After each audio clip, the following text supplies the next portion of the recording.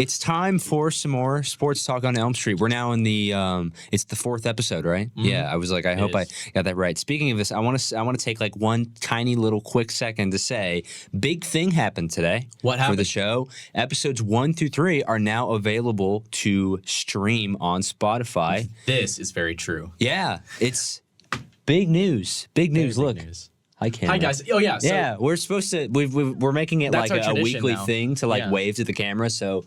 Hi, camera. Hi, guys. Yeah. We're back for episode 4 at a new time. That doesn't really matter. That doesn't matter to you guys, but it doesn't matter for y'all, but it's new for us. So it's currently about 6 Eastern time. On a Thursday. On a Thursday here in Bloomington. Yeah. And we're here, and we are going to talk some sports. And, man, Quinn, was there a lot that happened in the sports world this weekend, or what? Oh, my goodness, This past weekend. Joe, I mean, this was one of the better weekends of sports that I can remember. Oh, yeah, for sure. And I had some additional sports because I was watching. I don't know if you're a big F1 fan, but I was watching F1. Yeah, you were like, you talked about that, like, oh, I'm going to stay up and watch F1. And so you did end up doing that. I'll give the people a little schedule of what my sports life was like. So this weekend on Saturday, I wake up at like 9, 10 a.m. I watch College Game Day as you were watching College Game Day. Yes, sir. I proceeded to watch college football for basically the entire day. Go to your house to watch Ohio State Notre Dame, right? Yeah, we'll get into that in a second. I walk home and then I watch Formula One from 1 a.m. to about 3:30 a.m. It just gets better. I wake up and then I go to Cooper's room and we watched the Tottenham Arsenal game because that's a big rivalry. So that was at 9 a.m. Who won that, by the way? Because I know 2-2 draw. Because like I know Cooper is a Spurs fan. Yes. So not to be confused with the NBA team. Of but course. The Premier League franchise. So that goes to around 11, and then by 1 p.m. I'm at the IU women's soccer game covering that while also watching NFL football on my phone. and then the rest of the day I'm watching NFL football. So I basically was doing nothing but sports my entire weekend. That sounds like a heaven. Heaven, yeah. Sports fans, heaven. Honestly, for me, I was all day Saturday. I literally didn't. No, I did one productive thing. I worked on a paper for my American history class. Hey, the beauty about doing a podcast covering sports is that watching sports on your couch and doing nothing is still productive. Yeah, it's still productive. Mm-hmm. And it's if you're a sports fan and you're sports media majors like we are, then it's productive, like you said. Productive. Yeah. But let's go. First, I want to maybe do a little bit of a recap, maybe even a mini recap, because we've got some more. We've got lots of stuff planned for this episode, and we want to try and get through it all in about the hour-ish that we have. Yeah. So let's do a little bit of a recap of what was hyped up to be probably the best week of the year so far, and I think in a lot of ways it delivered. I believe it lived up to that. Yeah, I think in a lot of different ways it delivered. And of course, let's talk about, you know what? Since we went with Ohio State in our preview episode last week, we did the Ohio State Notre Dame thing, I think, last. We did. Let's switch it up. Do it first. Yeah, let's do it first. Why not? Why not? We're going to pick up where we left off. Exactly. We're picking up where we left off. One nail biter of a game in between. So honestly, I'm not too upset with my score predictions or your score prediction because I will say that I was a little off in that I thought it was going to be a higher scoring game. We both thought it was going to be a much more high scoring game than that. But other than that, our predictions were almost beautiful. I mean, correct me if I'm wrong, audience, but I believe that what I said was, and you can correct me too, Joe, but I said that I think it's going to be a game that's going to be close. I don't think Kyle McCord is going to prove himself to be an elite quarterback for this team, but I think the defense is going to be good enough and McCord will play good enough to get the team by and squeak by. And I projected a 3-point Ohio State win. Joe, what happened? And look what happened. What happened? Practically all of that came true. Now, I didn't quite come true in the manner that you predicted. I think I said 31-28. Yeah. Obviously, neither team came close to that or looked like they wanted to come close to that. They did not, well, let me put it like this. They certainly did not play up to the level that their offenses are capable of playing to, you know? But of course, Ohio State's the whole story was they won probably in the most dramatic way you can win a football game, a sports game. The most dramatic way you can win at the buzzer, Chip train. I'm not. Chip I'm not. train him. I'm not going to get it. Okay, chip. I was going to say chip train him because I felt like I was not going to get that right. You got it. Chip train him's touchdown run. Plunging into the end zone at the buzzer to give the Buckeyes a 17-14 win. You can't get any more clutch than that. Hey, I know the writer's strike. Well, I believe it actually just ended. So the writer's strike ended. They wrote that game up real quickly. They really wrote a heck of a script for that one. That one was great. A fantastic script. Mm-hmm. For Ohio State, let's take a look at them first. Yeah. The running game was great. The defense was great, holding that Notre Dame offense to only 14 points, which is a really difficult thing to do, especially with the way Notre Dame has looked in their first few games. But I want to ask you about Kyle McCord. Mm-hmm. Did you see enough out of him? And I think I know what you're going to say. Did you see enough out of him to convince you that he is the guy for this team moving forward?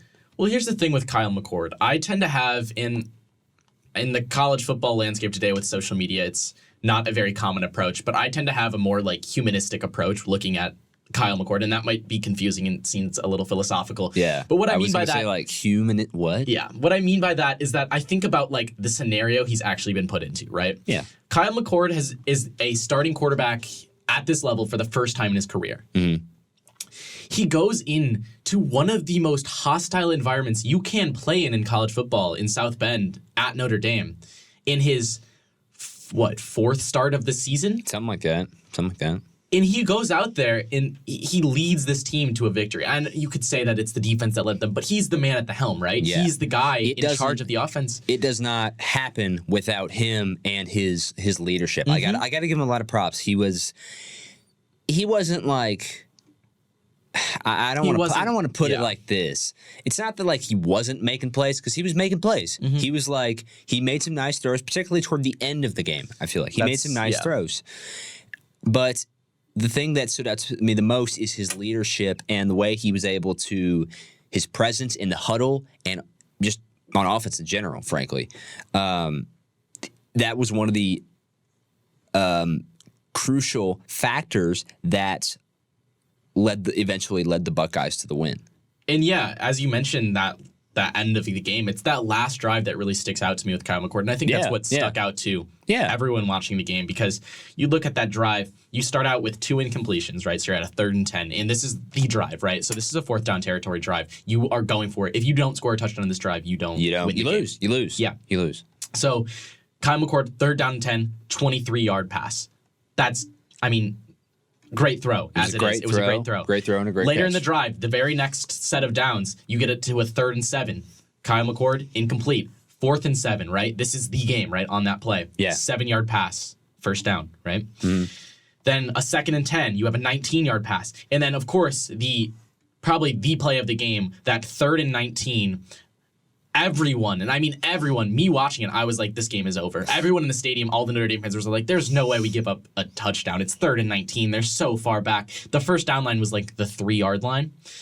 McCord steps back, 21-yard gain, setting up that, obviously, eventual Chip Trainum score into the end zone. But, 3 or 4 of those throws were just fit into a very tight spot. Now, granted, there were some throws Kyle McCord was making that were having me grabbing, just hiding. I was hiding at that point. Bro was hiding. I was genuinely like grabbing Joe's arm, trying to hide after watching them, because it looked to me like Kyle McCord was trying to throw the ball to Notre Dame, which was sad.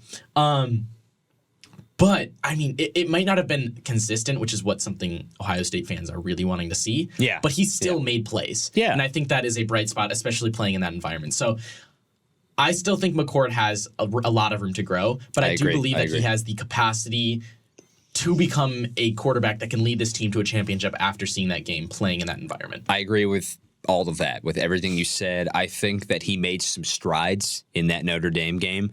And keep in mind, he was going into that environment, which is one of the toughest places to play in the entire country. Mm-hmm. And you stick a guy in there who's making his 3rd or 4th career start. I think you said it was 4th career start, right? He may have had one last year. I think maybe if like started. Yeah. And putting him into an environment like that, easily the toughest place he's played so far this year as the full-time starting quarterback for the Buckeyes. And he handled, and especially the end of the game, handling the way he did, tremendous. Yeah, tremendous. for sure. He has some room to grow, like you said. There's room for improvements, but I know like you're an Ohio State fan and you're kind of like I'm like the sports analyst. I'm probably going to me be just a like, little less objective. Yeah. The sports analyst in me is like, I'm cautiously optimistic. That's a good word. How I would That's a describe good it. description. I'm cautiously optimistic, but no doubt he made some strides, and Ohio State gets a really, really, really solid win over a fantastic Notre Dame team. Yep. So that is how that shook out this past Saturday. Taking a look elsewhere in college football, let's talk about Colorado and Oregon. Oh, Colorado. Yeah. So yeah. Now the narrative, I think, the big narrative going into this one was the absence of Travis Hunter, who it is obvious Colorado missed him. He's a game changer. What he's doing is unprecedented. We've been over this many times, and when he's one of those guys that when he gets on the field, he can change the trajectory of a game. However, Oregon was the better team in every way. Every single way. Thank you, Joe. Every way. And the Buffalo offensive line, Buffaloes, not to be confused with the Bills, but we'll get there in a second when we get to our NFL part. The Buffaloes offensive line, or rather, maybe the lack thereof, a strong offensive line for the Buffaloes, reared its ugly head in this game. And quarterback Shador Sanders was just feasted on by this Oregon defensive front. Yeah. I mean, so what stood out to me, and thank you for saying that Oregon was clearly the better team. Because they were. They were the better team. Have heard they were the better team. It is ridiculous. Travis Hunter is a great player. Yeah. No one's denying that. Mm. He is not going to change. He's not going to be a 36-point game changer, right? He's not. Having Travis Hunter, Colorado would not have won that game. And I'm sick of people saying that because it has been all around social media. People have been saying, oh, with Travis Hunter, though, they just didn't have Travis Hunter. They may have scored more points. They may have with like a few more points with him on the field, but they wouldn't have won the game. They would not have won that game. And I don't think it would have been close with Travis Hunter. Mm. Like, he is a good player. He is a game changer, but game changer does not mean he's going to account for 36 points solely and do that well on defense. Like, it clearly Colorado was outmatched, and I think what this shows, I don't think this shows that Deion's a terrible coach, because every single time something like this happens, especially after this game, people just tend to take to the extremes, right? Yeah. Deion is failure. Deion's a failure. And it's all over social media. You're seeing it happen in real time. Social media. I don't think Deion's a failure. I think what Deion has done this year is incredibly impressive. I don't think he's a bad coach. I think he's a good coach. I think what you're going to see is that to compete in a power conference, now Colorado's going to be in the Big 12 coming up, but to compete in a power conference, and the Pac-12 still is a power conference, they've looked very good this year. And they will continue to be a power conference for, I think, probably the foreseeable future.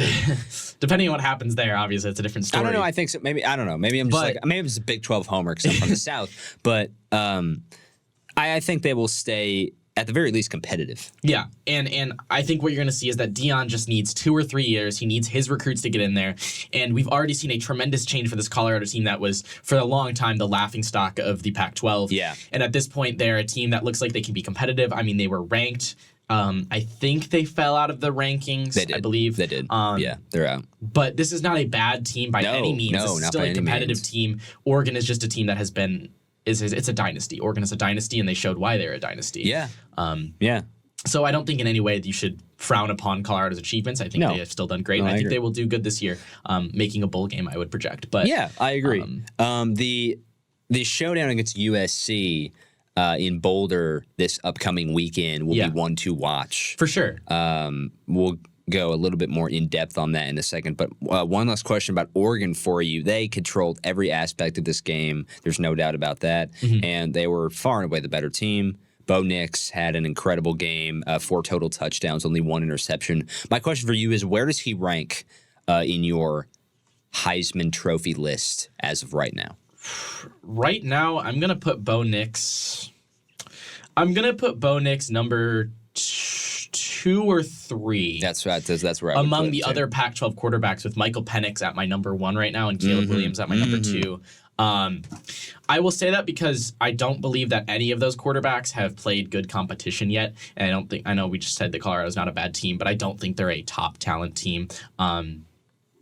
I want to see more out of these teams. When they get to play each other, I'll be excited to see those duels. Coming up October 14th is Washington versus Oregon. I'm circling that on my calendar as should every other college football fan or fan of football in general. It should be a fantastic game. Yeah, that's going to be an absolute duel. So I would say he's third right now. And he has played good and he has looked good, but as we've seen in the past, and I don't want to just base a player's rankings based off of stuff they've done in the past, because obviously he could have made changes, and this is not the same team that he played with in Auburn, but Bo Nix has showed in past games that when it's in a big game against tough competition, he's not necessarily your all-star quarterback.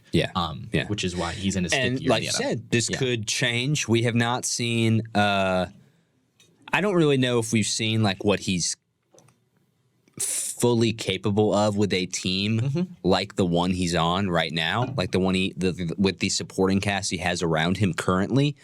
I think that we're going to find out quite soon enough, if Bo Nix can kind of erase that reputation of kind of faltering at when the lights shone the brightest. Really hope I got that grammatically correct.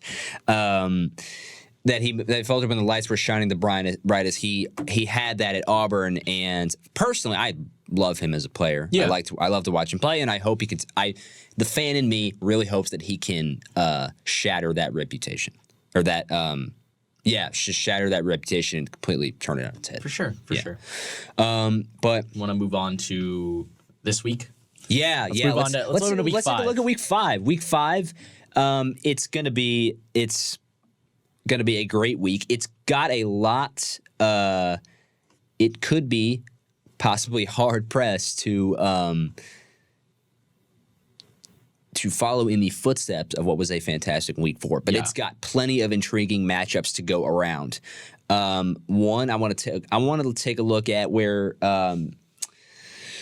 The first one I want to take a look at is where College Game Day is going to be this weekend in Durham for number 11 Notre Dame at number 17 Duke. Yes. Duke? What? Duke's a basketball school. Well, they're ranked number 17 in the AP poll in football, and I think they're a legitimately good team. I think they're a legitimately good team. Quinn, what? Notre Dame, coming off that performance, the offense I think it was just lacking against Ohio State. Granted, Ohio State's defense is excellent, but I feel like Notre Dame should have turned in a better offensive performance with the way they were being hyped up and the way they had performed over the first few weeks. How do you see them going into this game against Duke? I feel like Duke is they have a lot of momentum, although they're somewhat young. They're a bit inexperienced compared to some of the bigger powerhouses in the ACC. Yeah. How do you see Notre Dame going into this game? And keep in mind, they're going into a Durham environment that can get absolutely nuts, off the rails. And it will be off the rails because it's been a fairly long time since Duke football has been this good. For sure. But how do you see this one playing out? Give me your preview. I hate to be a pessimist, but I don't think it's actually going to be a close game. I think Notre Dame might crush them. Yeah, might crush them. And the reason I say that is I don't think Duke is a bad team. I think they are a good team, as you mentioned. I just also believe that they are young and that the talent on the roster does not compare to the talent on Notre Dame's roster. I think I agree with that. I agree with that. And what I point to is the first game. I'm actually going to point to a Duke game, is obviously the Clemson game that started the year. And this is when kind of boosted Duke up the rankings. Because the rest of their games, they have played pretty lackluster competition, playing the only other Power 5 team they played was Northwestern, who's kind of become probably the worst team in the Big Ten right now after all the stuff that's happened there. But if you look at that Clemson-Duke game, Clemson had 3 turnovers, and 2 of which were in the red zone. Clemson beat themselves. Like, Clemson, it wasn't the play of... I mean, I'm not going to say that Duke played poorly, because I think Duke played a Duke did have 2 turnovers, but they did still play a safe game, and they took care of the ball when they needed to, and at the end of the game, they capitalized on Clemson's mistakes. I don't think they played poorly. I think that, like you said, Clemson beat themselves. And you don't play poorly and beat Clemson, right? No, you don't. But yeah, as we mentioned, I think it was Clemson that beat themselves. So I think Notre Dame will go in there and kind of give a wake up call to Duke and say, "Hey, Duke, you're not a big team. You're a basketball school." And I hate to be like a pessimist because I think Duke's a good team, and they're gonna make a bowl game. They're probably gonna make a good bowl game, and I think they can be competitive throughout the ACC. But I just think that Notre Dame is a better team, and Notre Dame now has a point to prove after what happened. Tragic defeat. So tragic. Yeah. So tragic. Now, I think, Joe, what I would like to do here is that's like the kind of the marquee game of the week here. Yeah. How about, and you can go first here, circle a game on the calendar. This will be your circle game. Tell me what game you're looking forward to, whether it's a surprise, whether it's another ranked matchup that everyone else is talking about. But tell me what the game you're circling is for this weekend. Ooh. Something jumps out right here. Uh-oh. Maybe I'm a little bit biased. This comes out of the Big 12. Okay. Maybe I'm a little bit biased here, and I don't know if this is going to necessarily be super close, but I think it'll be a really fun game to watch. Give me number 24 Kansas at number 3 Texas in Austin. Why is that? So, Texas has looked great throughout these first 4 weeks, and they just absolutely delivered a beating to Baylor in Waco. And granted, Baylor's not a good team, I don't think, but Texas made a statement, went on the road against one of their conference foes who knows them pretty well at this point, and just delivered a good old-fashioned whooping. A whooping. A whooping. A good old Big 12 whooping. Good old Big 12 whooping. However, I don't think the Longhorns should take Kansas as lightly as they took Baylor. Yeah. Because I think Kansas is legit. Keep in mind, up until they played TCU last season, they were undefeated up until they played TCU and lost, and we all know what TCU did that year. So we all know what TCU did last year. And currently, they're tied for first in the Big 12 at 4-0. They have one of the most dynamic players in the country, in my opinion, in quarterback Jalen Daniels.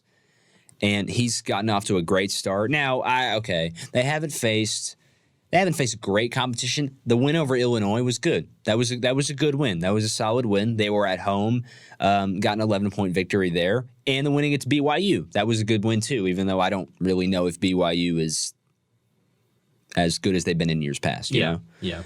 But if I had to say a game that would be maybe even potentially just maybe on upset alert just a little bit, give me this game. I think Kansas gives Texas a real test. One little stat before I move on to my game. What stands out to me is, do you know if you could just guess without even looking? Yeah. Guess how many rushing yards per game Kansas is averaging? Oof. 270? Oh my gosh. Well, you're crazy. What? It was okay. It's 217. But that's 13th in the country. Kansas has been dominating the rushing game. Oh yeah. So I'm excited to see if if they can make a statement with that game against this Texas run defense, which I think the defense has been good, but the Longhorns offense obviously has been the story of the year. It's been grabbing all the headlines. Yes. If the Jayhawks can make a statement against this run defense of the Longhorns, then watch out. It could be a good game indeed, Joe. So I like the pick there. I'm gonna go in the Big Ten here, actually. Yeah. And what I'm looking forward to is, I'm not going to say this is going to be an upset. Big Ten bias for sure. Big Ten bias. Is Michigan and Nebraska. Ooh. Right? And my main reason for this is that they're playing in Lincoln. That's going to be my main reason.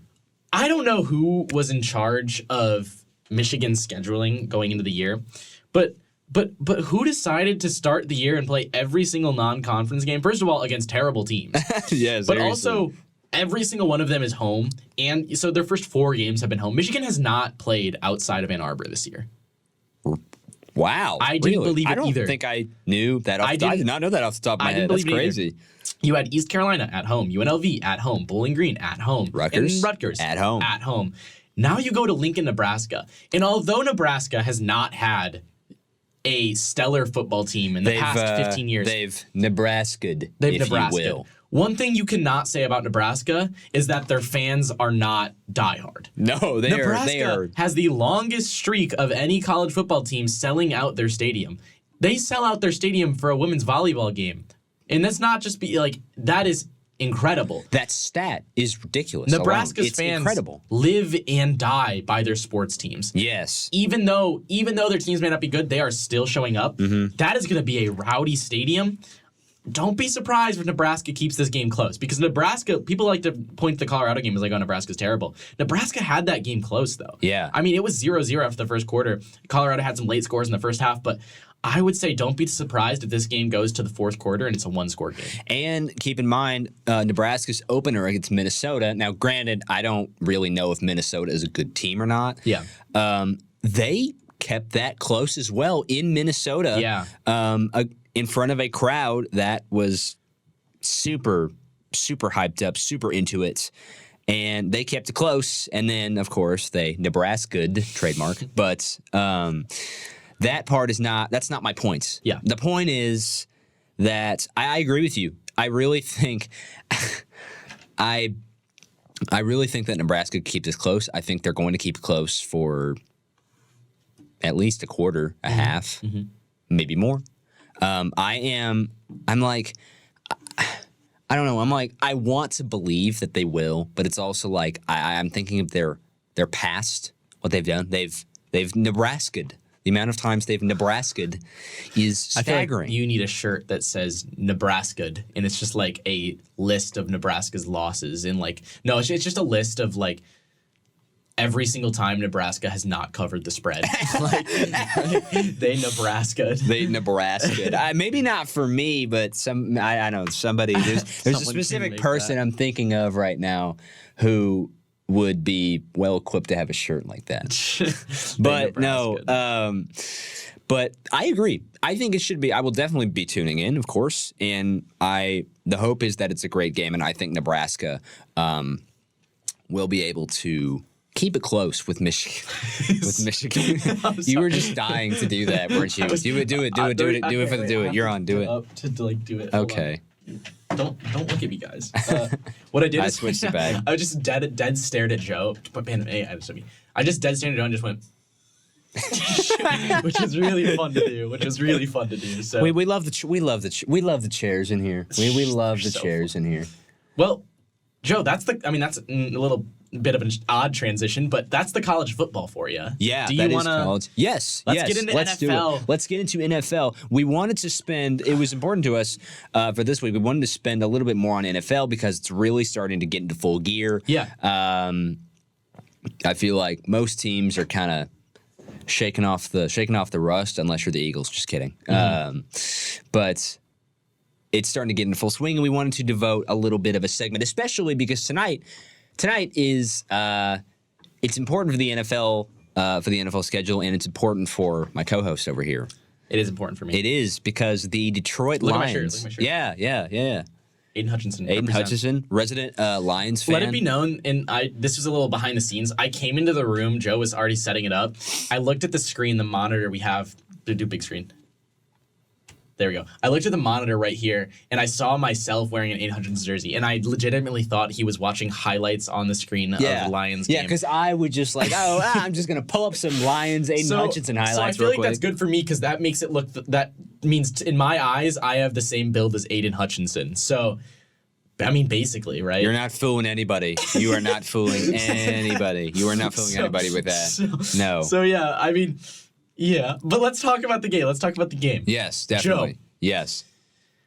What are your thoughts on this Lions-Packers game? First of all, what's going to be the storyline of the game and who comes out on top? Well, this is a tricky one because the Lions, my gut is telling me the Lions come out on top because I saw the Packers, their massive comeback in the second half against the Saints last weekend. That was great. I still think that quarterback Jordan Love is kind of a question mark. I think he's played well. He's not shown his full potential. You know what I mean? He has not really shown his full potential. I still am not completely sure if he's the Packers franchise quarterback in the post-Aaron Rodgers era yet or not. I think this will be a good opportunity for him to prove as such or prove not, depending on how he performs in this game. I think it will give us a clearer picture of whether or not he is the guy going forward after they traded away Rodgers. That's my storyline that I'm watching going into this. Okay. I'm going to be looking at how well the Lions secondary adjusts to this Packers pass offense because The Packers keep going. Something just The Packers have not been a rushing team this year at all.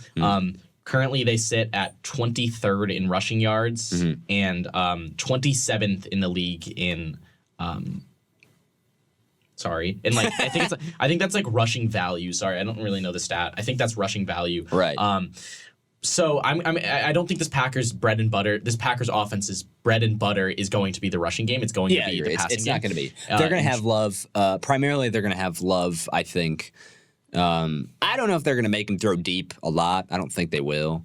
I think they're going to have him work the short and the intermediate game. And the thing is for this Lions defense though is I think the heart and soul of this Lions defense fits well to that offense because the main thing that this Lions defense has been good at this year and a little bit last year, although last year the defense put up was near the bottom of the league in almost every statistic. They put up some duds. Yeah, is that the pass rush of Aiden Hutchinson and the likes of other Lions pass rushers. I mean, the pass rushing has been good. Yeah. And then additionally, the secondary and all the like C.J. Gardner-Johnson and all of the newcomers that have been brought in. Brian Branch has stood out. Former Philadelphia Eagle, C.J. Gardner-Johnson. Every time I think of that, it just does things to me. From the draft. And so this Lions defense prides itself on stopping the pass, and that's where it's its strong suit. So I think this matchup kind of lends its hand towards the Lions.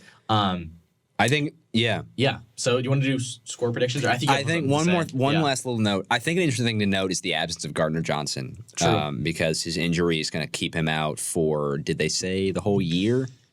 It's definitely most of the year. I can tell you that. Yeah, expected return is week 7 is what it says right now. Oh, okay. I lied. No, I lied. Yeah. So I mean, he should be back in general. There are some players that are set to play this for today. I think I'm trying to remember who else was on the questionable list. I think Mosley, they said, is likely going to be out. I forget who else is going to be playing. But there are some. I think Decker is going to be playing. He should be good. Yeah. So the Lions in terms of the injury battle, are losing that by quite a bit right now. Montgomery, I think, might be playing, is what I believe I saw. Oh my God, this is insane. Like the Lions have so many injuries. So many injuries. Yeah. So I'm excited to see how the secondary performs without Gardner-Johnson and whether they can keep up how they've been playing this year. So final score for me, I'll go first here. Yeah. Take it from you. Yeah, go ahead. I'm going to say, I'll say 27-15.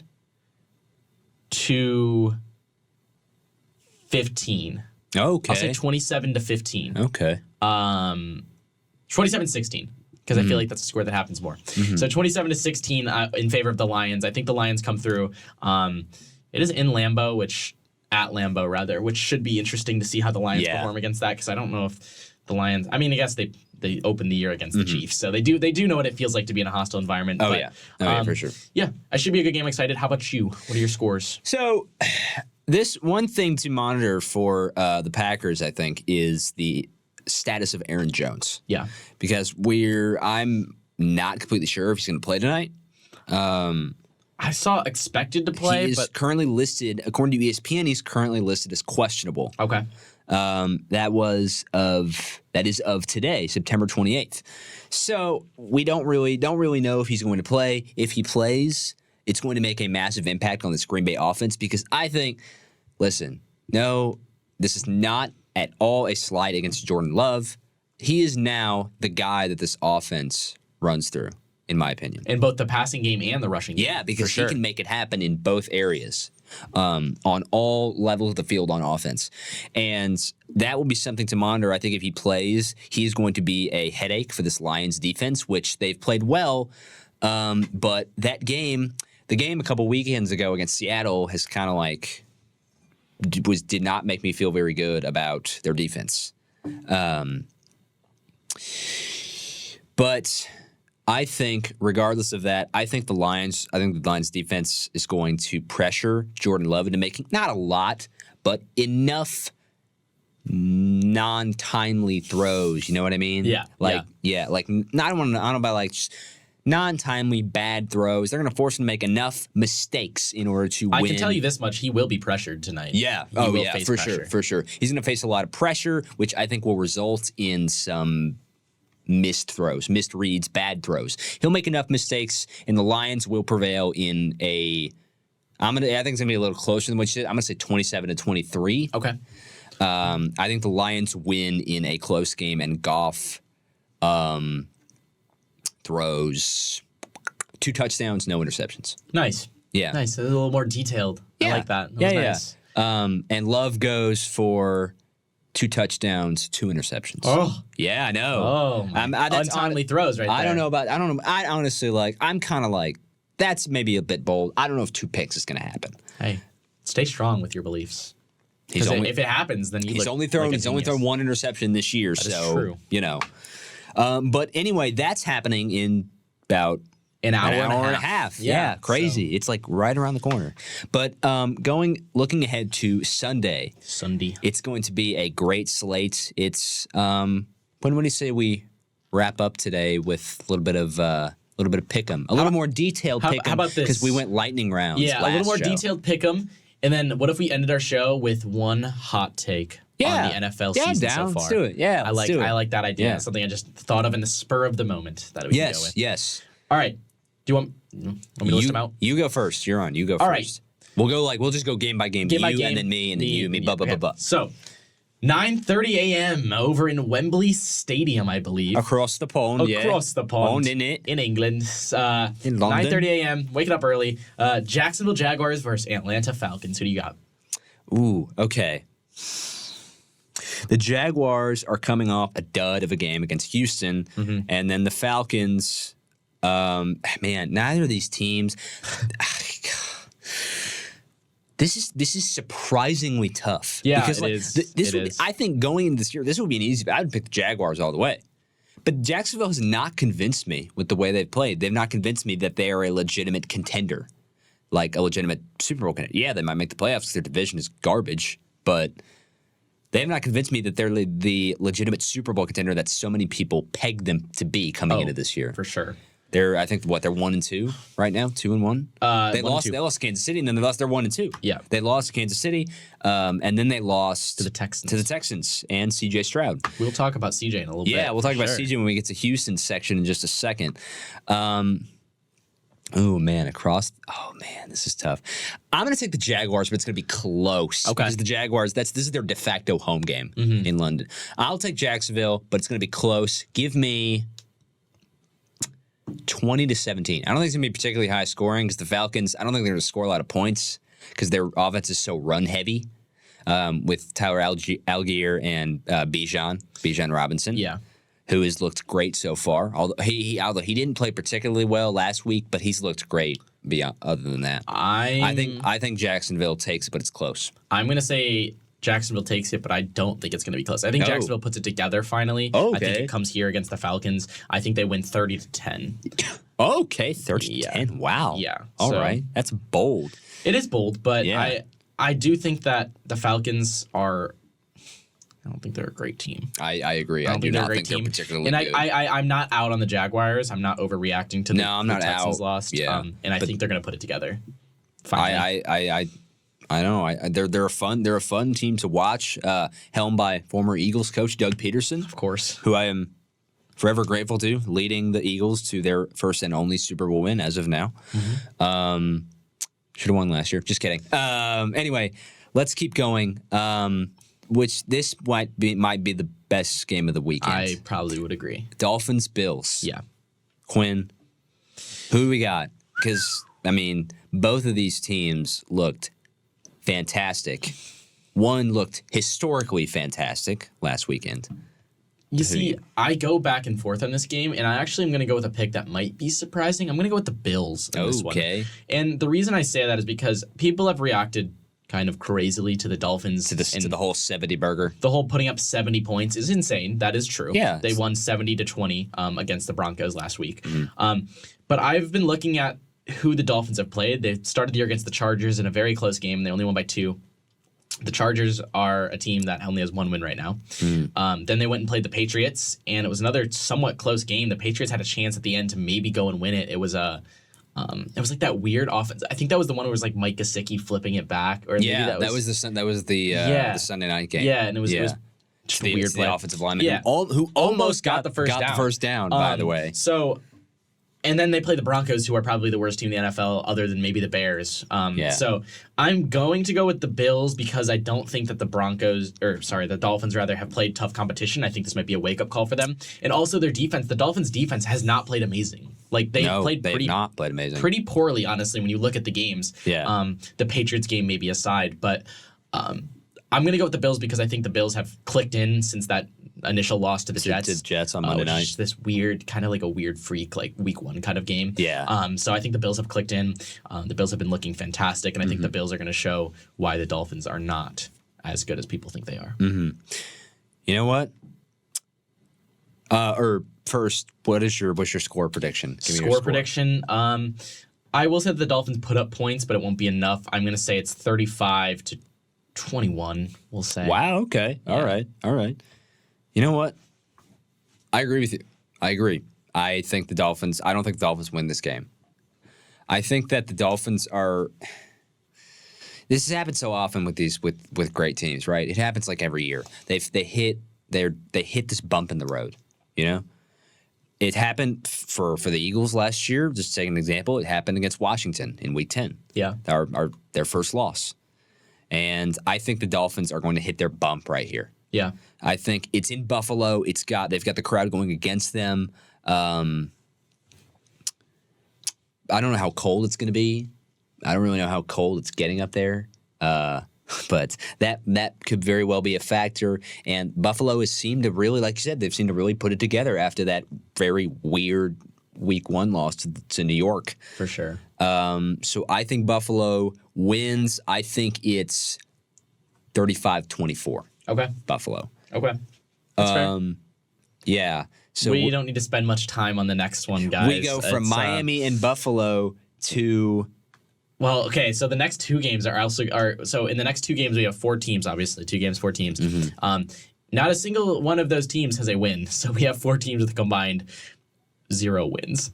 So the first one, Minnesota versus Carolina. That's in Carolina, but I am going to go Minnesota. I think Minnesota has a more talented team in terms of the offense. I think the connection between Justin Jefferson and Kirk Cousins leads Minnesota, especially because it's at 1 p.m., leads Minnesota to a victory. 1 p.m. Kirk Cousins. Their first of the year in Carolina. I mean, although they put up quite a few points, I believe. The Andy Dalton connection put up some points. In their loss to the Seahawks, they put up 27. But I think the Vikings are going to come out on top. I've heard that I've seen that Bryce Young should be back for Carolina. Yeah. Frankly, he has not looked very good. No. He is, and I think Minnesota takes it rather easily. Okay. Denver and Chicago. This is the laughing stock. This is the battle for the number 1 overall pick because at least those 2 teams have looked somewhat competitive.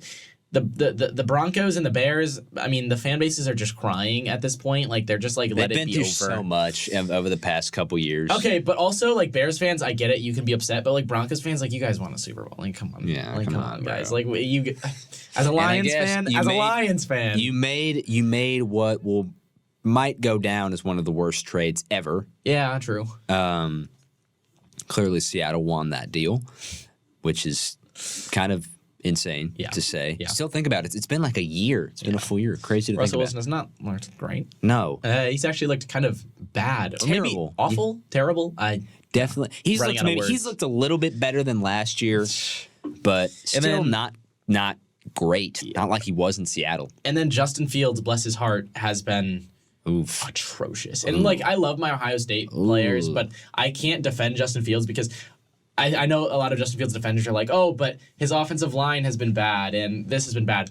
I saw a statistic the other day. His QBR, when he's in a clean pocket, when he has time and it's like just a clean pocket, right? You have time to throw, you have time to pick a receiver. Yeah. It is historically bad. Like, actually historically bad. And I believe it ranked within the top 5 worst clean pocket QBRs in the last, 25 years. Oh. Yeah. Ooh. So, Justin Fields, I mean, he might be able to scratch out a win because they're playing the Broncos. I actually am going to say I'm going to go with Denver. I can't No, pick the Bears. I just can't pick the Bears. I agree. I'm going to say Denver wins just because the Bears are the Bears. They're so bad. RIP. I mean, I'm going to say that the Broncos win in a game that no one wants to watch. This game, okay, and honestly, I'm not going to pick a score because this game could be 7-6 or it could be 45-43. There's no telling what the score of this game is going to be. So, Joe, your thoughts? I think I agree. I don't really want to spend a whole lot of time on this game. I think Denver wins. I'm going to say, I think Wilson has a good game, but he doesn't make a lot of risky throws. Yeah. I think Denver picks up their first win. Okay. I think Denver wins, let's say 17-6. Okay. 17-6. Okay, we got to speed it up a little bit here. Yeah. We have 5 minutes, but Baltimore, Cleveland. This is an interesting one. I'm going to go with the Browns because they've looked very good. Without Nick Chubb, they've looked good. So I am going to go with the Browns and the connection between Deshaun Watson and those receivers. Deshaun Watson looked great. Now, they were last playing week. the Titans, which makes me think maybe not. But Deshaun Watson has looked very good. I mean, Amari Cooper's put it together. Elijah Moore has been a good target. Elijah Moore last game had 9 targets and 9 catches. That's crazy. Yeah, that's Deshaun Watson, crazy efficient. Very, very efficient with his throws. 27-33, 2 touchdowns, 289, almost 300 yards. So I am going to go with the Browns because I think their offense has been chugging, and if you told someone before the year that Nick Chubb was going to be out for the year, no one would be counting on the Browns rather, but I think the Browns are going to win this game. I do believe it'll be close and offensive, so I will say 27-24. Okay. I think, this is tough. All right, this is tough. You know what? I'm taking the Road Dogs. I'm taking Baltimore. Okay. I'm taking Baltimore. I think Lamar bounces back after last week, that loss to the Colts. I thought the Ravens just that was a game that they really I don't know about that needed to have, but I think in the long run, it was one of those games that you would like to have. It's the Colts. Clearly, the Ravens are a better team than the Colts. Yeah. Right. We're not really disputing that. Mm-hmm. And they were playing without Anthony Richardson, but just couldn't get it done in the end. But I think Baltimore bounces back. I think Lamar bounces back. Let's see. I'm going to say Lamar runs for 2 touchdowns, throws for another, 3 total touchdowns. Baltimore wins 30-20. Okay. Yeah. Up next, we have Pittsburgh, Houston. I will go. I think this is going to be close, and I'm going to go. Am I biased or am I not biased? You're going to pick Houston, aren't you? I'm going to pick Houston. Yeah. I'm going to pick Houston too, because I think the main thing for me picking Houston is they're at home, and I think that's going to be a difference. That's going to make a difference. And this connection between Tank Dell, C.J. Stroud, Nico Collins, C.J. Stroud, they've looked so good in the chemistry. And CJ's having fun out there too. You can tell CJ's having fun. People are counting out CJ. So many people are like, "Oh, CJ's going to be the worst in the draft class. He was a stretch. He's looked the best of any rookie quarterback." Yeah, the best of any rookie quarterback. So that game is going to be at 1 p.m. on CBS, as is some of the others. Then we have Los Angeles Rams, Indianapolis Colts. The spread on this is set to 0. There is no spread, so it's a pick'em game. Who do you have? Assuming Anthony Richardson returns because he's been taking first team reps in practice, give me the Colts. Give me the Colts. I think Richardson's looked a lot. He's looked really good. A lot better. A lot. Astronomically better than I thought he'd look. For sure. And I'm going to share that sentiment, so I don't need to spend that much time. I think Stafford puts up numbers, but that O-line for LA is atrocious, and we saw it. We saw it firsthand in that Monday night game against Cincinnati the other night. That was rough. And I think that comes back again. And that Colts defensive line, they're able to get pressure on Stafford. And give me Indy 24-17. Okay. No, I respect that. I'm gonna just agree with that. Tampa Bay, New Orleans. Ooh, okay. I am going to go with.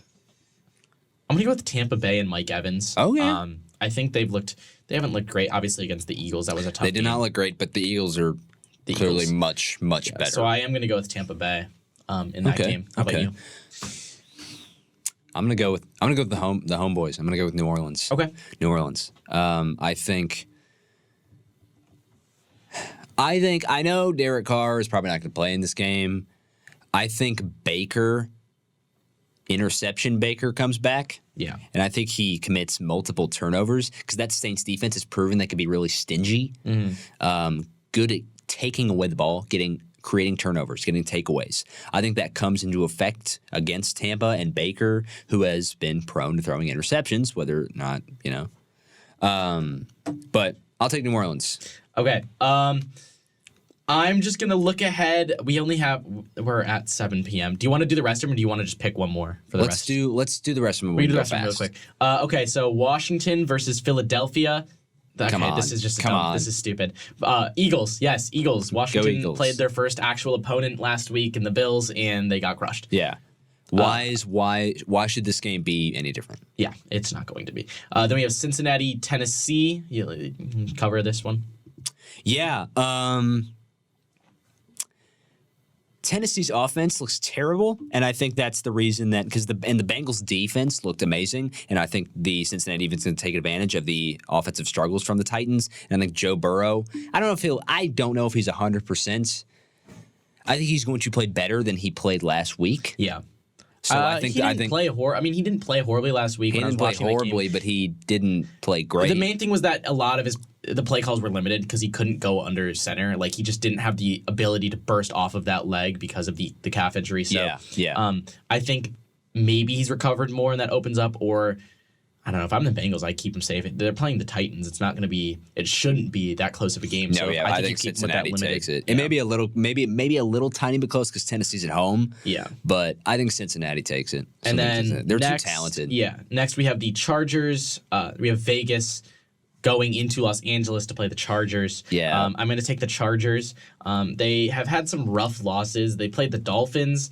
The loss against the Titans was surprising to me, and then they went out and beat the Vikings in a close one, kind of a thriller last week. I am going to go with the Chargers, though. I agree. I think they have that. more talent. Las Vegas it seems like they're just falling apart. Yeah, Josh McDaniels is just not. It's not working at the head coaching Their position. offense at this point, their offense can be good, but a lot of times it seems like the offenses pray for Devontae and just throw it up to him. So. And Garoppolo is hurt again. Yeah.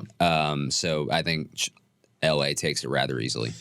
All right, now we have Dallas, New England. Joe, cover your Dallas Cowboys because we know you love them so much. I just love the Cowboys so much. Yeah, I think they win. I think they bounce back from that Cardinals game. Oh man, was that bad? I think they bounce back, and I think it may be a little bit closer than we think. It's in Dallas. The Patriots are going to have that crowd going against them. I don't think Mac Jones is going to play particularly well, even with Trevon Diggs out for that season. I think that defense is going to make life miserable for him. Yeah. So I think Dallas takes it by, let's say, by 2 touchdowns. Okay. That's fair. I think maybe a little less. I'll agree with that. I think it might be a little bit closer than that, but I am still going to go with Dallas. Maybe like 10 or 11 points.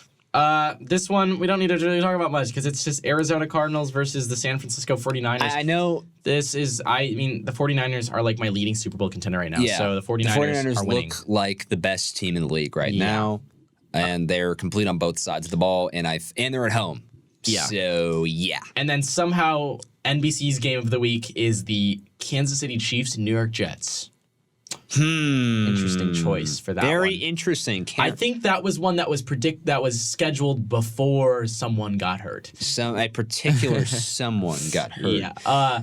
I think the Chiefs win. Yeah. Powered by Travis Kelce and the social media presence. Taylor Swift. The powers of Taylor Swift. That's all I've been seeing. The offense looked great against, granted, they were playing the Bears. Which, Yeah.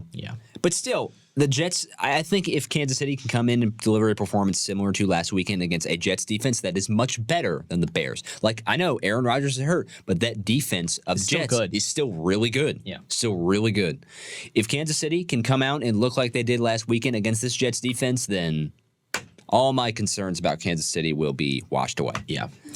But I think the Chiefs, I think maybe it'll be maybe a little bit closer than a lot of people think just because the defense is their saving grace, is what I'm saying. Yeah. I'm not trusting Zach Wilson to do anything positive. Whereas Bro's just mean. Okay, lastly, last game, Monday Night Football. We have the Seattle Seahawks moving into New York to take on the Giants. Ooh. How about that? 2 primetime games played in MetLife back-to-back. Yeah. That's fun. Yeah. I'm going to take the Seahawks. The Giants have been sad They to have watch. not looked good. It's been rough watching them. I mean, they managed to squeak out a win against probably one of the worst teams in the NFL, and the Cardinals. Yeah. The Giants just have not looked good. So I am going to go with the Seahawks. Seahawks, I mean, they haven't looked great, but I mean, they beat the Lions, so that's something. Yeah. Their first game might have just been like a fluke. Geno Smith has looked good. He's looked good. Not as sharp as he was last. Not as good as last year, but he still looked good. He still looked good. So I think he might have a big game. Sorry, I pinched myself there. That was rough. First time after trying to hurt himself. I think Geno has a bounce back game. I think he lights up this New York defense. That's my hot take. I agree. Geno lights up this New York defense. And let's say he throws for 3 touchdowns. How about 3 that? touchdowns. Yeah, I know. That's a good prediction. That's my hot take right there. Geno Smith throwing for over 250 yards and 3 touchdowns. Seattle wins easily. That's hot take. I will save my hot take for next week's show. Yes. I have an NFL hot take that I'm very excited to get out, but I will save it for next week's show. You're saving it. You're saving it. All right. Well. Yeah. I mean, that is it. Episode 4 will be up soon on Spotify and YouTube soon. YouTube soon, so you can see our beautiful faces, because I know listening on Spotify, you're like, I'm sure they look so great right now. I wish I could see them talking. Yeah. You will be able to do that on YouTube. Yes. YouTube channel's getting finished. The videos are going to get uploaded probably tonight, depending on if I have time. There's a lot happening. It is the point being, it will be coming very soon. Yep. Very soon. It'll be uploaded on Spotify. This episode will be uploaded on Spotify and YouTube soon. And we'll come talk at you again for next week for episode 5. Later, Stay y'all. tuned for all of that. Bye-bye.